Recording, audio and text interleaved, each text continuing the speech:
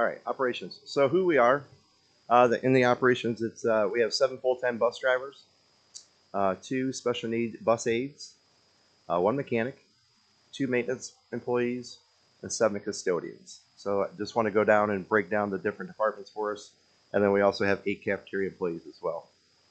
So the first one we're going to take a look at is transportation. So our fleet consists of 11 buses.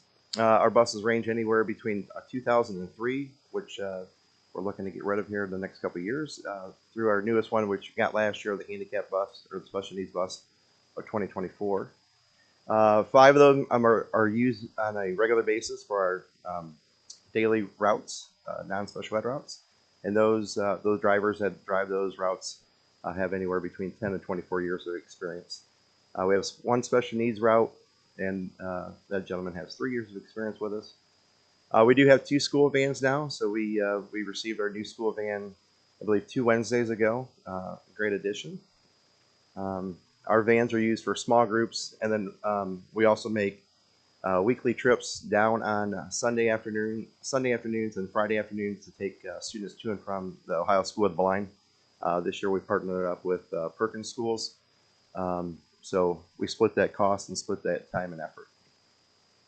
Our total fleet mileage is 1.6 million miles. I attribute that a lot to Steve Zeck, a former mechanic we had, as well as Mark Craig and our current mechanic Al Millis. They do a great job maintaining our fleet, making sure we're in tip-top shape. Like I said before, we have 11 buses overall, so we really have them broken down in like 3 phases or 3 groups. So we have 4 buses that are relatively newer, under 100,000 miles. We have 3 buses that are in that mid-range from 108 to 170, and then we have the 4 older buses that are 217 to 275,000 miles. So Mike and I have been talking here lately about we need to get on some kind of cycle to try to figure out how to but how to improve our fleet. The one is 275,000 miles and is now 21 years old. So I think we're at a point where we need to start looking at that. Daily mileage ranges between, so the buses that we use for everyday use are that first section and a little bit into the second section. Every day our buses travel the roads for 230 or 222 miles per day. That's a total for the whole fleet every day. And then right now we just completed count week a couple weeks ago, and we transport 316 elementary students and junior high students currently. And then last year, for school year 23-24, just looking back into, we did complete 534 athletic or academic non-routine trips. This doesn't include we have midday trips that go every Tuesdays and Thursdays to Woodlands and also to Goodwill. And then we also transport our junior high swim students to swim practice up in Amherst. This is just my little plug because we know that we're going to be online here and this will also get posted. So if you know anybody that wants to become a bus driver, a couple easy steps. They just got to complete a training program, pass a background check, take physical, pass that, have a satisfactory driving record, and then receive training driving the bus. That's after a classroom instruction, and then pass a licensing test at a CDL test center, and then successful demonstration of everything involved in that, and then also participate in the annual in-service training. And then also with any bus driver that we have participate in our drug and alcohol testing as well, random draws. So if you know anybody that's looking to be a bus driver, we're in need of anybody. We have a full-time position open, and we're always looking for subs. So you can point them in this direction if you'd like to. It'd be great. Food service is the next portion I just want to talk about. So I think a lot of times when parents or students, maybe even, we serve our lunches, they just think, well, why don't we just have, I don't know, green beans and chicken strips every day, chocolate milk, and throw an orange on there, and we'll call it a day. So we can't do that. We follow the guidelines by the USDA National School Lunch Program. So it's not the greatest to look up there and see.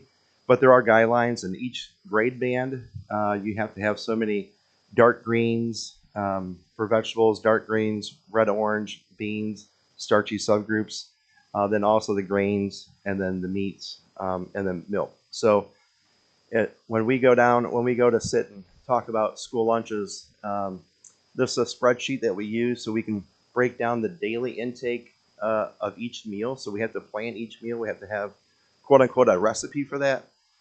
So when we get our state audit, which will happen next school year, they would pull, I don't know, week 14 or whatever else, and they want to see our recipes. We got to be able to show this so that we can account for the calories, the saturated fats, and things like that. So this is a nice spreadsheet that we develop, so it keeps daily track, and then it keeps our weekly track as well, because that way we stay within the limits.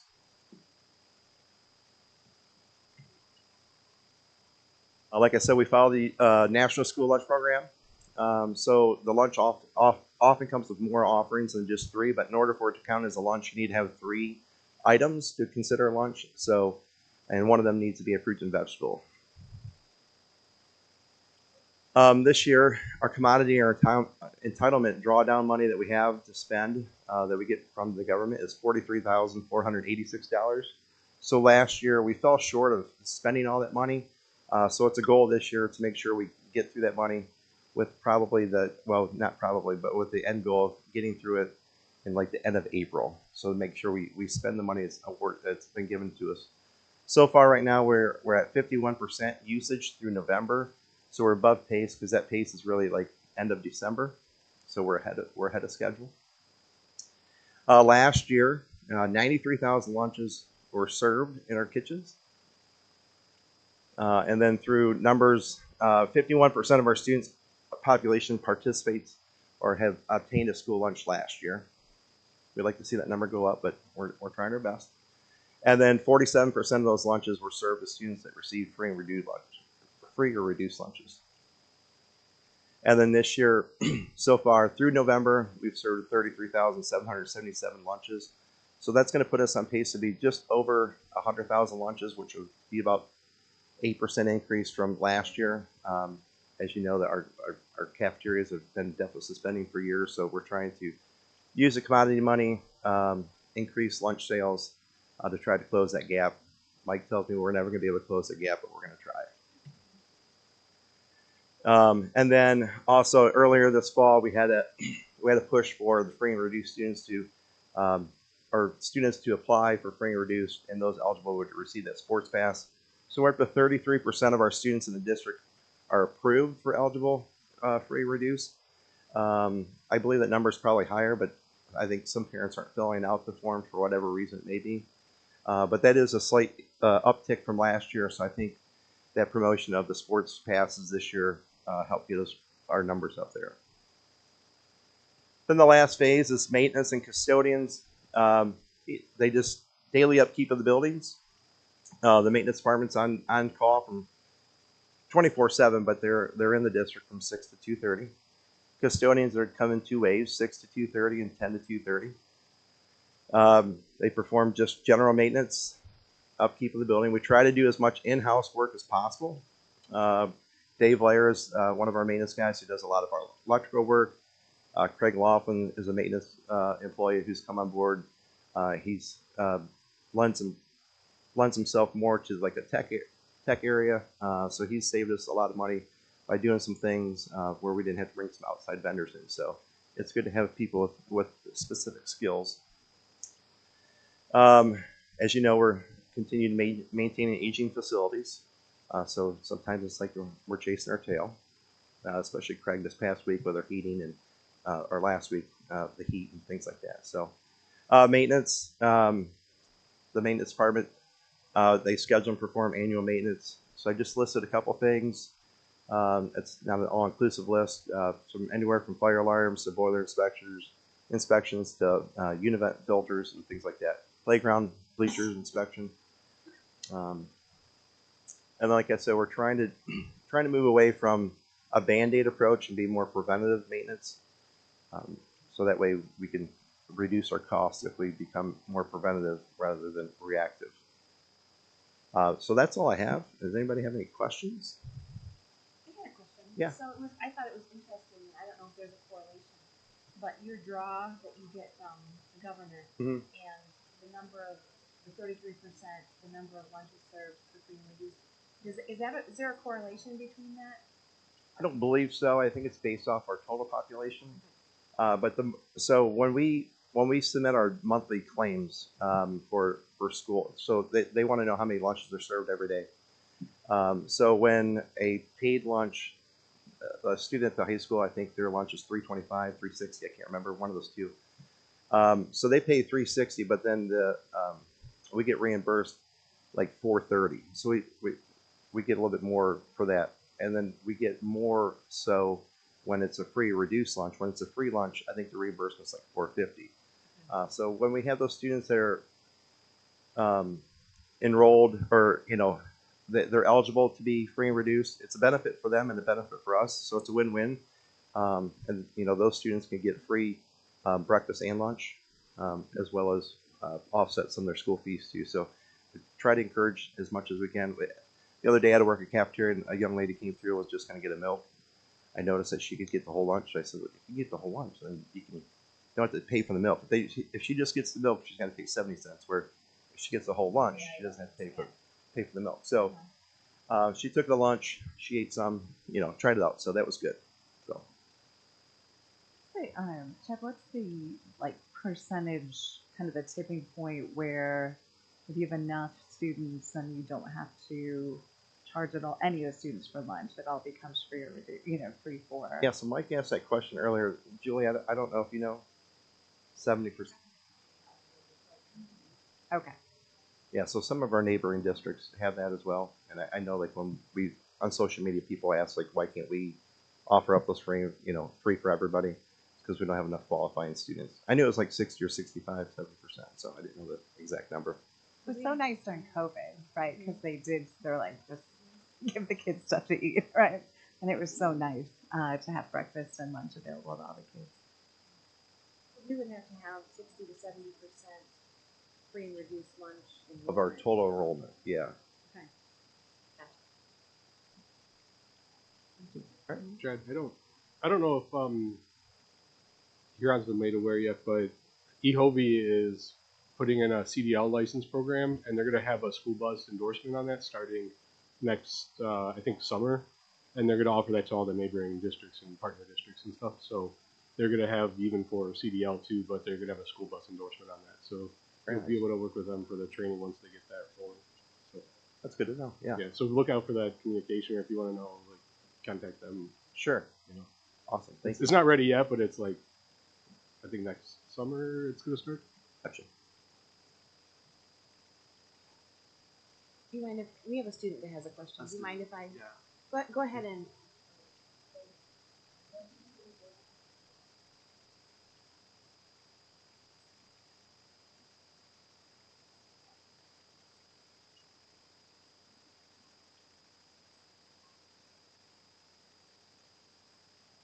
So is it sent to us like a direct check and then we draw out of it like a savings account? No.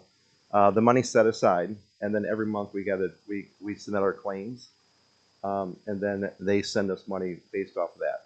So like I said, last year for the school year, I can't remember the total amount that we had, but we fell short of spending all that money. So what they do is they take that money that was left over and divide it amongst all the other schools. So I don't want to say it's like a use it or lose it, but we don't get it and then get to spend it. We have to spend it and then ask for payment after that. And then the other question was, is it used for? What's it used for? Uh, Fresh fruits and vegetables is the main thing. Also other commodity items. So it helps keep our costs down. Good question. Anybody else?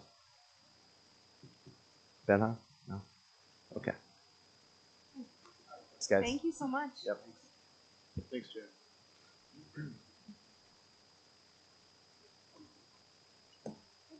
Moving on to Mr. Bauer. Hello, everyone. Not a ton has been going on recently, but we do have some stuff. Last week in the high school, Model UN happened, so think there were 21 of us. I was included in that group. We went down to Columbus, and it was a fantastic time. A lot of work, but it was a very rewarding experience. We didn't come home with any trophies. Rachel Merkins did. She participated in a economy contest and won, so that was pretty cool. But yeah, it was a good experience. So Sources of Strength is a mental health group that we have in the high school, and I guess at McCormick as well. And at the high school, Mrs. James nominated a few of us for the Peer Leader Advisory Council, which is like a national council for the organization. And I applied to that, and I did get accepted. So it should be really helpful for the high school, hopefully. There's 30 of us in the council representing 10 states, I believe. It's pretty young, but hopefully that helps us get more ideas and maybe participate with other schools in like community events. Project OGO and chemo care packages are currently going around the schools, so that's of course amazing donations with that. And then all the winter sports have officially started, and we're doing pretty well. Great. That's great. Congratulations. Yep. Hey, Now you run a class, or is that just an extracurricular? It's like a club, so it's like an extracurricular. Sorry.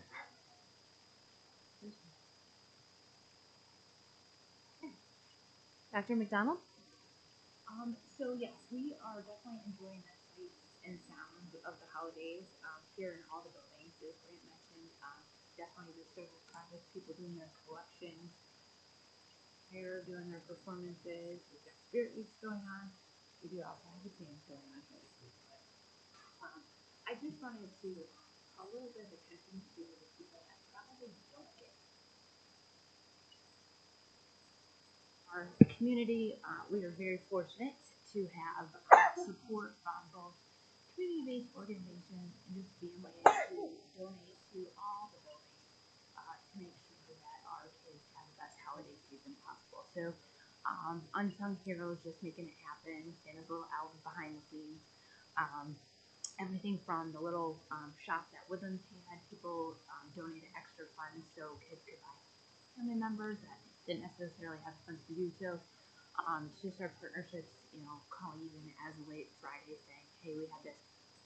So I just want to bring everybody's attention. I know that it happens, but the kids are doing their part, families are doing their part, so hopefully everybody has a great holiday season in that way. So also, third grade falls, reading scores are in, and we had a 70% passage rate. As you recall, that is an end of year test. So the fact that at the beginning of the year we already have 70% of our students at that proficient level, what we'll look to do now is to grow them to the accelerated advanced, but also make sure that those that haven't achieved that 700 are trying to do so this spring. But we are very excited because you just never know. It's their first time taking a test like this. The teachers are nervous. Everybody's excited. What's going to be. So Brian and I are both very proud of that whole staff, pre-K through 3. It's really a group lift. And then looking at the area scores with our colleagues, we're constantly in touch with each other. Hey, what's your district doing? What's working over there? How's your intervention going? What's this material look like? So keeping that conversation going. On tonight's agenda, we are going to ask for your approval for 2 items that are related to academics, if you will. One's the whole district, but Parent Square. We'd like your approval for that platform. We think it'll clean up a lot of things for us. With your approval, we'll start that onboarding process really quickly because of the needs that it will fill. And then the second item is the varsity tutor contract that is for the high school. It also comes with a district-wide platform for student help. So the online person-to-person tutoring will be from high school, given the grants and the targeting group of students there, but then everybody will have access to the, I want to say, passive tutoring. It's kind of like Khan Academy kind of thing, where you could go for help and questions and whatnot on the school. And we'll say that platform, the one-on-one tutoring is a 1-year contract, but the platform itself where everybody can access this for 5 years for free because of that initiative.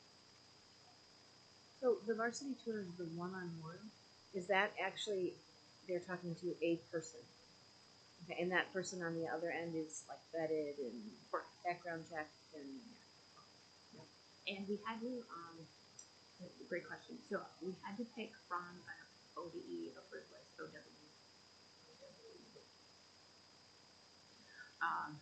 in order to use the funds. So they've done the vetting. They said these are the people you can pick from. A couple of our neighboring districts have also decided to go that route as well. So we set up the tutoring. So Tim, Darius, and I will be working. So this contract is for 34 sessions a week.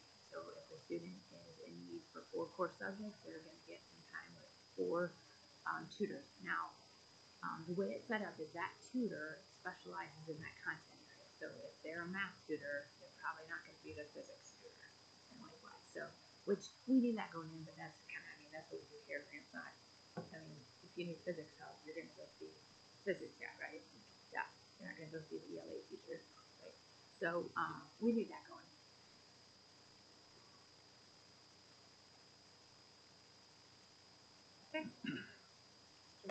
All right. Financial reporting through November 2024, 5 months in, should be around 42% for revenues and expenditures. Revenues in all funds were at 41.9%, and general fund revenues are at 43%. Expenditures in all funds were at 38.6%, and general fund were at 37.6%. So we're trending pretty well on expenses right now. Donations for November totaled $7,293. To the Huron Memorial Scholarship Fund. There was some to Woodlands, and then the cost for the Spirit Bus to go to the playoff game. Then item C is amended appropriations. I had originally had some new funds on there. They weren't new funds, they were just new special cost centers, so I removed that, and we're just updating the appropriations for the additional grant funds we got. The gap report is complete and submitted, so that's good. Everything went really well with that. And then the FY24 audit is finishing up. I have all the documents in there for Jody to sign. There's still, they sent me a checklist of like 5 things, pretty small things, hoping to have it wrapped up and done before the end of December. He emailed and you could be working the last 2 weeks in December, so I think they're itching to get it done as well. So as of right now, unless something happens with those 5 things, things look really well. There's no comments, nothing in the management letter, so that's really good. And then I'm working on the capital spending plan. I looked, and Betty had presented that to you guys last December. I'm trying to expand it a little bit more for some of the expenditure categories, and then I'm meeting with all the admins and trying to figure out what their needs are so we can maybe plan for that moving forward. I was hoping to have it for you tonight. I'm not there yet once I got into it, so I'm hoping to be able to present that to you guys in January. And that's what I have, unless you guys have any questions.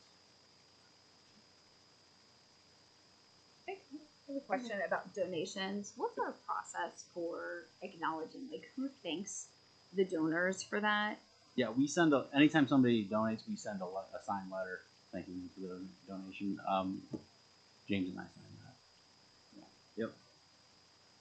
Times that the donors want to be anonymous, so we still send the letter, so they have it for tax purposes. Other times when they're not, we encourage the staff that are the recipients to send a thank you as well, or send some kind of thanks to them. So yeah. Great, Dr. Catman. All right, so I'll just review agenda items under my recommendation. Julie already talked about the Parent Square and the varsity tutor. Parent Square really, that's Senate Bill 29, cyber security protections, really kicked that off. But I know that's been a theme of something we've talked a lot about that. Clear communication for students and parents, and a single platform is desired so that we're not all trying to figure out which app a different club or sport or teacher is using. So that's going to help bring that all together under one umbrella. Varsity Tutors, you talked about. Energility LLC is going to conduct an energy audit. So they're the ones that are consulting with us about grant funds that are available, matching dollars, dollar for dollar, for energy savings projects. And the consultant confirmed that it has to calculate out to be true energy savings. And in the conversation, I asked him, I said, so like, is this only for schools or any, like, He's like, it's for any facility, any building, anything. I said, what about stadium lights, right? Because we have stadium lights that suck a lot of, when they're on, they suck a lot of juice. They're 1,000 or 1,500 watt light bulbs, and there's about 38 of them. And he said, honestly, that probably wouldn't be covered under this grant because you don't run them long enough, and you wouldn't be able to demonstrate that savings. And so we could run them for a couple years and then be able to demonstrate savings, but that might not be the best strategy. So we are looking specifically at Woodlands, looking at LED lighting, the pneumatic switches that work that God, I can't think of the Univents, thank you. And so and the chiller. So he anticipates that project has potential to demonstrate savings, which would then make it eligible for that grant. And again, that'd be matching dollars. So making that project 50% of actual cost would be excellent. Automated logic software. So this is the software that runs our HVAC systems district-wide. So from remote, our maintenance guy can jump on there and make sure that the buildings are in that right temperature range. So it helps prevent like a system that's down, and now we have a freezing building, and now we have leaky pipes. So that's a problem. This was actually identified through the cyber audit that we did last spring as a vulnerability because the software version that we were on was several versions old, and every new software version has more protections for cyber. So out of that cyber audit came this recommendation to update that, and it's done in a way that there were really two options: pay a lot for a one-time upgrade, or spread that same similar cost over 3 years and get continual upgrades as they come. So we'll be in good shape for the next 3 years as far as cyber protection with our HVAC logistics. Tremco Roofing, that's another one that we started last year. And it's an excellent service. They come out once or twice a year and walk all of our roofs to check for wear and tear and make repairs. The key part is when we find a leak, we call, make a report, and I think it's within 48 hours they're on site repairing that. And it's all part of that maintenance project or maintenance contract, so there's not a per call cost or any of that. So it's a nice one that helps stretch the life of our roofs, and we have a better idea of really which ones need to be replaced sooner than later. And again, depending on some other factors, will drive, if we move forward on those or not. Communication. So our communication consultant has been doing a nice job increasing our presence on social media, promoting different events and upcoming activities. The website has made some incremental improvements. The next project that she really wants to look at is a production promoting the district. In 2018, we did this with Buckeye BCSN, and then again last year we did it with BCSN for recruiting substitutes.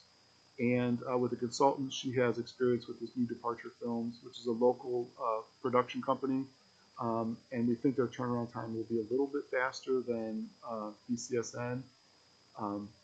Great, BCSN is great, and they do a nice job. It's just when they get busy with sports and other productions, these special projects get put on the back burner. So, so working with this, we hope in here I would say the first quarter of 2025. We'd be able to have a production that just promotes the great things that we're doing, focusing on those 4 buckets or pillars of our strategic priorities that the board approved back in January or confirmed back in January. So that's the work on that. OSBA contracts. So we continue to be members as a district of OSBA. They provide different consulting, professional development services. And so that's just renewal of that service or that membership for 2025. In certified personnel, our former school nurse, Janice, will be helping with CPR classes. We have to teach students the techniques of CPR. This takes it a little bit to the next level of when they leave, they're CPR certified. So that's not necessarily required by the law, but it is a nice enrichment to offer the kids. So it's not just do you know how to do it, but you are certified to do it. So that's nice that she's able to provide that for us. And then as far as classified personnel, we have 2 resignations. So Aggie Schaefer is currently a building custodian at Woodlands.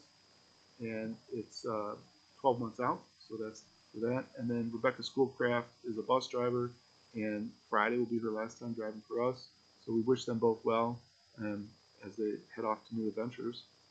And then we have Kelly Kosich. She's done the class, and she's got the learner's permit, and so now she's working with an onboard instructor to learn how to be a bus driver. So she'll be able to help with extra trips, and she could be, helping with subbing if needed. But her primary job continues to be the high school secretary. Diane Gaydosh is going to be awarded aid. So her aid hours are changing. I think right now she's 6.5. She's going to move down to 4.25 as an aide, and then 1.75 as a cafeteria worker. So cafeteria worker at McCormick is moving into Sharon's role here as the secretary, and so Diane's taking that on, helping out in that kitchen, as well as continuing to work with kids as an educational aide in the classroom and on the bus. Amy D. Lundquist, we're just increasing her contracted time by 30 minutes. And then Dave Bluschek, we posted for an onboard instructor, and he expressed interest. So with this, he'll start the coursework. There's class work you have to do, and then you have to teach someone new how to drive a bus. And the OBI supervisor comes out and watches you walk through their final assessment, and then that's how you become certified. So the goal would be to have an onboard instructor. Right now, we depend on Perkins and Sandusky, and obviously we're second priority for them. So when they have someone they're training, when they have to go drive a trip themselves, that puts our trainees just another delay. So having this in-house will help, but learning at eHovie is looking to do that too. That could be a nice option as well. So that's good stuff. And then stipend-wise, there's Article 29 in the classified contract about additional credentials. And so once Dave earns that onboard instructor, he'll be awarded that. Laura Holman helps with the musicals. So she gets a supplemental for High School Musical. This is for the middle school, and that's just paying her for some services performed.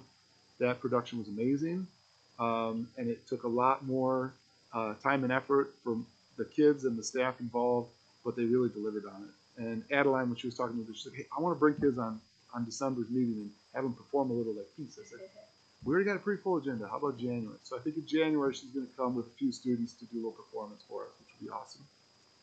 And then out of negotiations came an ad hoc committee to review job descriptions, and there was a small payment for that.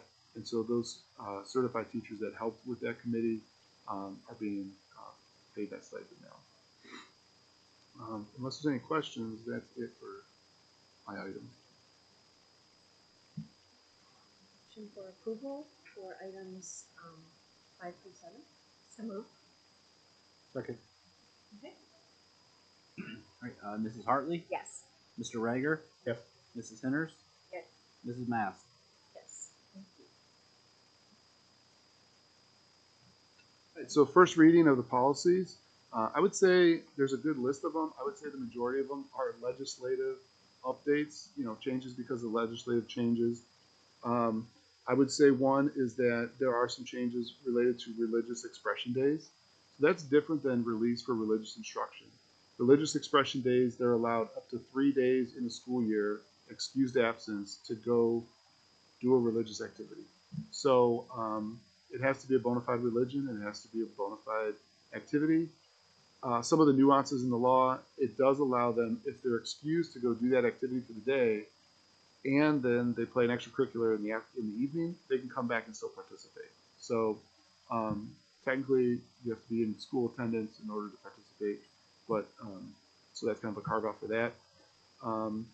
The other would be legal advised that we just tweak a little bit of policy ACAA related to sexual harassment.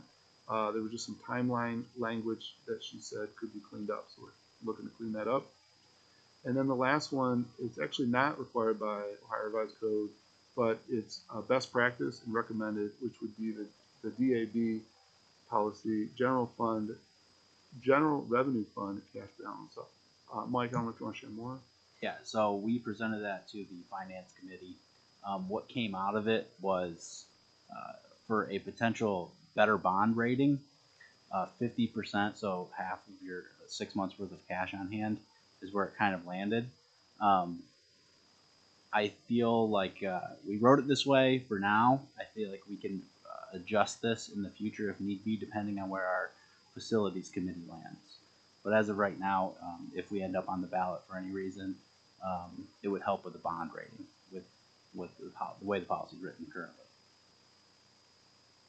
So keeping 6 months of cash on hand is going to be the policy. They'll look at that. And they'll want to see if you have a policy for it, and that's where you want to be if they're going to look at that. And then Always been. no, We've only been like 90 or like 90 days Right. cash on hand, right? yeah, and currently we're at like I think it was 242. And then the policy states it's that fiscal year and 3 out. So as of right now, we fall within that for the next 3 years as well. So it fits currently, and 5 years out on a 5-year forecast is really hard to tell, but it even fits in year 5. So I think for now, until we know where we're headed with facilities, it's the way to go. We can definitely reevaluate it in the future because that is high. It is. It's a lot of money. And like, is there a spot where that money is parked, where we're at least getting interest? Oh on yeah, it? yeah, yeah. Star Ohio mainly. Yeah, those interest rates are falling. Just so everyone is aware, interest rates are falling. But I think last time I looked, it was a few months ago it was 5.5, and now it's like 4.7 ish. So it's falling. It's still pretty good, but it's I falling. was gonna say we're earning is it like 45,000 Yeah. a month Yes. in interest Yep. just in the Star Ohio Fund. And that Star Ohio Fund, you can liquefy those. You can get the funds, and normally I think it takes 2 days to get from them, so it's pretty quick. Yeah, it's different compared to some of the other ones we have where they're locked up for a period of time, Sure. and so, but that we don't have this year as much. I know we talked in committee, but are we distinguishing between like calendar days versus school days? So Correct. where the 6 month is school days, not calendar No, days? this one is calendar days. This is one's- calendar days, Yeah, okay. this one's based on calendar days. Okay. That's what our software uses. So I figured instead of trying to do it's the same principle. It's just calculated differently. Yeah, we looked at like 120, but on a shortened like 200 Yeah. and some. So this is pretty close to the same Yeah. value. But the Mike Cecina said, that 50% kind of range is really good for the bond, like give you the best ratings and everything. So that was kind of and that's where we were close to. It looks like it was changed to the 365-day calendar, Yeah. so it's all the same. Yeah, I think I presented it. We were all 260. configuring back and forth. Yeah, it's really just how you're calculating the breakdown, but it ended at the same spot. So So those are the policies. Again, first reading, so no action tonight. And then I would anticipate next month they'll be recommended for action. 9B is the Stakeholder Facility Committee. I know Beth's not here today, and Chris. I think our small groups are still just meeting until January, so all the subgroups of the committee are still carrying on their work and coming back together in January 12th. So it should be before our next board meeting. Then we'll have an update.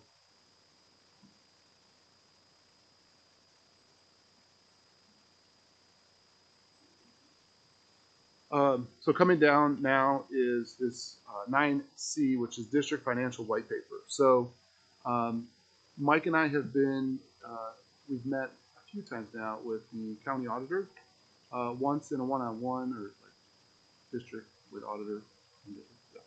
And then also in a large group with superintendents and treasurers of public schools in Erie County. And I know there's other counties that are also wrestling with this idea that property values are going up. They're going up significantly. And some districts, Huron being one of them, we're at this 20 mil floor. So that Senate Bill 920 from 1976, which protects the homeowners from excessive property tax increases, is sort of being canceled out by Senate Bill 221, which established that 20 mil floor. And so the auditor said, conversations. We need to be having conversations about what we're doing with those funds. We need to be able to tell that story of, you know, what, how those are going to be allocated and beneficial to the community and to the district and the students that we serve. He also said that there are conversations, because Erie County, we did our triennial. There are counties before us and 2 years ago that had this effect. So there's been talks, and there continues to be talks at the state level of what should or can or might the state do to offer more tax relief to the homeowners, property owners. He wasn't going to tell us one way or the other what we should be doing with tax collections. He did continually say you need to have a clear message that you could share with your constituents and be on the lookout for potential changes at the state level, which would have an impact on us locally. So what Mike and I did was we've drafted this white paper, and it really kind of gives out the purpose and introduction, kind of summarizes a little bit what I just shared, and then it gives out 5 proposals of things that we can be considering allocating revenue, these additional revenues to, that align with our mission and vision and our services to students, staff, and the community. So really, I guess it's open conversation that if there's feedback, this white paper did go before the Finance Committee, and they kind of picked it apart, and we refined it, and so this is that refined version. We're open to it being picked apart again tonight, and we'll refine it, and then when a community member or anyone says, hey, Huron, what are you doing with that extra collections? We'll be able to point to this and say, here are things that we're looking at. I don't think the purpose of this is to lock us into anything. It's just to show that we're being fiscally responsible. We're having future thoughts, and we're setting a direction on areas that we can go to leverage some of those additional dollars. Mike, I don't know if you want to add more. No, I think you nailed it. I think it doesn't lock us into anything, but having a plan. I mean, the auditor said that a few times. He's like, you need to have a story on what your plans are, and I think this starts us there at least. And for people in the audience and people who may be watching on a video and see a paper passed out and wonder what we're all looking at, this is all available online. If you look at the district website and search for board meeting agenda, when you click on the agenda, these documents are listed there under tonight's meeting agenda. Under this item, what did we say? We're 9C. Each of these documents is there in a PDF form, so you can see those documents. And then, so the white paper's there, and then the other 2 documents, one is a memorandum from our bond counsel out of Berkeley and Graydon. Just sort of, we threw out some ideas or some questions, and she responded to those and gave us some reminders about different levy impacts and things like that. So that's there. And then the third document was given to us at that superintendent treasurer meeting with the auditor, where it's a 1-pager, and there's 4 areas that are being explored and considered from the County Auditors Association of Ohio. So again, none of this is a guarantee. None of this is for sure going to happen, but it's things being talked about at the state level.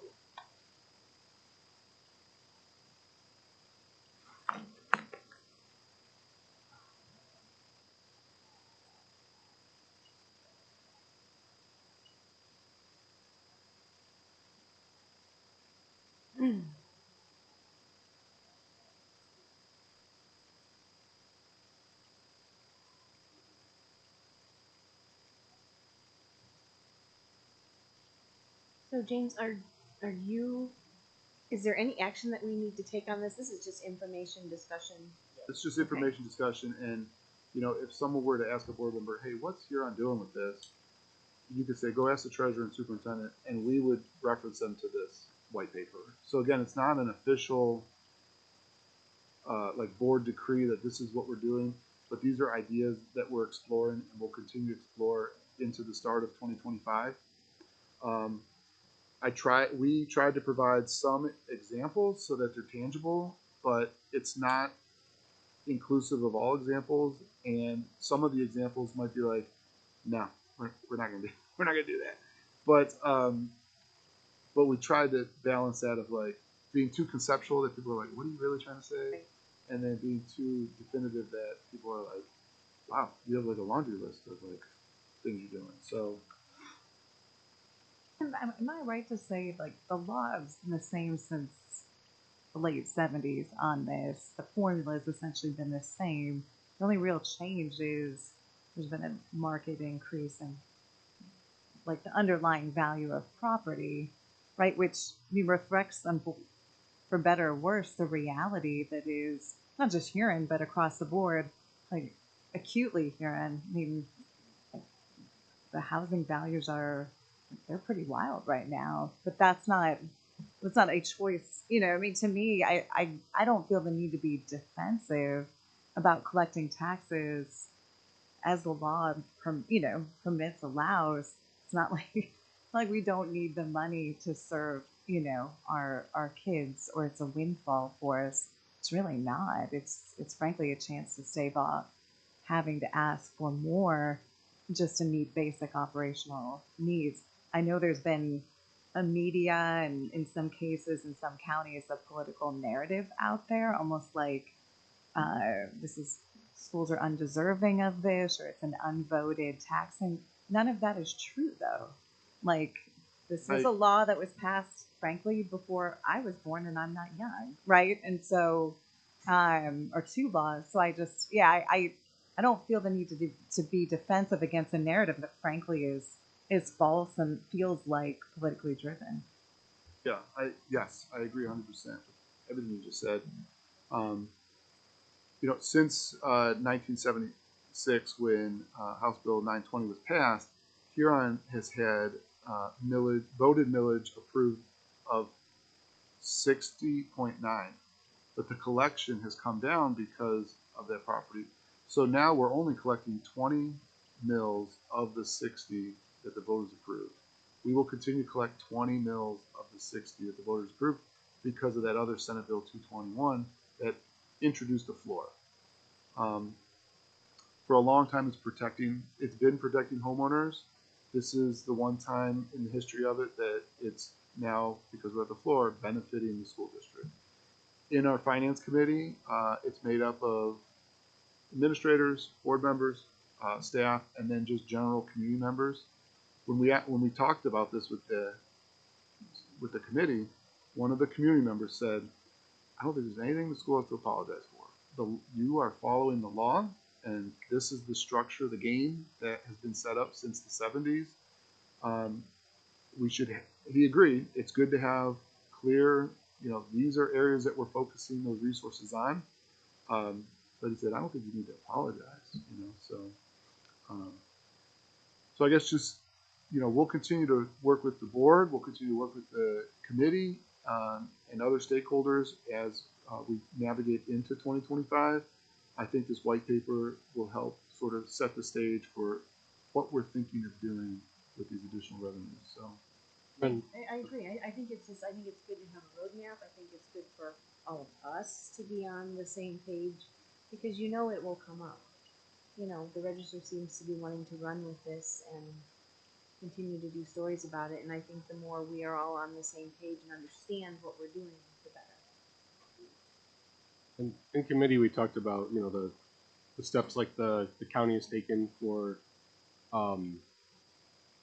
avoiding some of the collections of the increased tax, but they voted to not take their full inside millage. So it's not just the increase, but their inside mills, but they still get other levies and things that fund the county. So that was like their decision.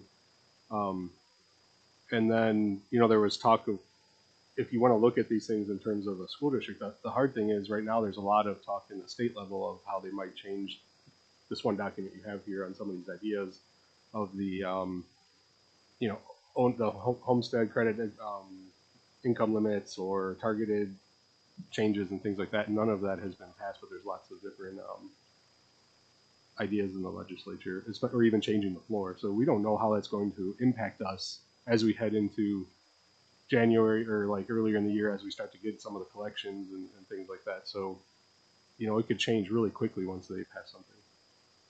The piece from the law firm cites that there are about 30 bills pending right now that would change some aspect of that, of the collection.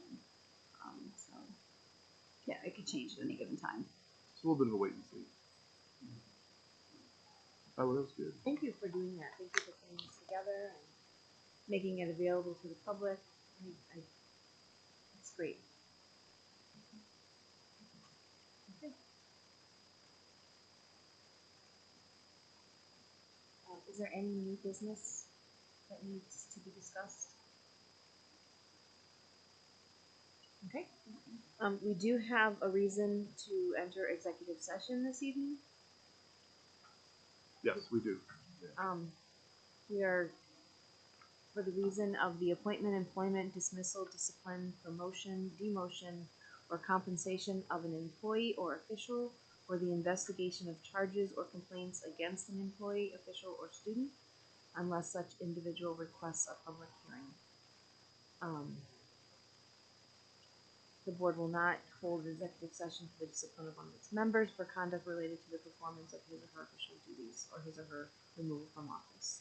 So we just need a motion to enter executive session. Do we intend to take action, or is it possible that we would take action on anything? I don't anticipate. I don't think Okay. there's any action that would take place. Thank you. So moved. Second. Mrs. Henners, Yes. Mrs. Hartley, Yes. Mr. Rager, Yes. Mrs. Mass. So those in the audience, we're gonna go into executive session. We don't anticipate any action coming from that executive session, so you're more than welcome to leave at this point. You're welcome to stay too if you would like.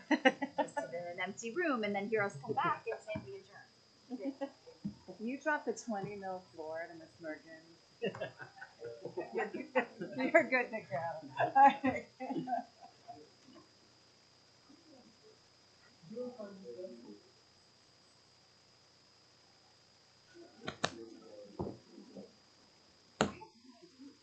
That's not like a, if you're going to a sporting event, this isn't like a. Thanks. Don't wear them much anymore. Yeah, I know. I don't know. I guess I shouldn't say yes. I don't think so. I wasn't sure, but this seems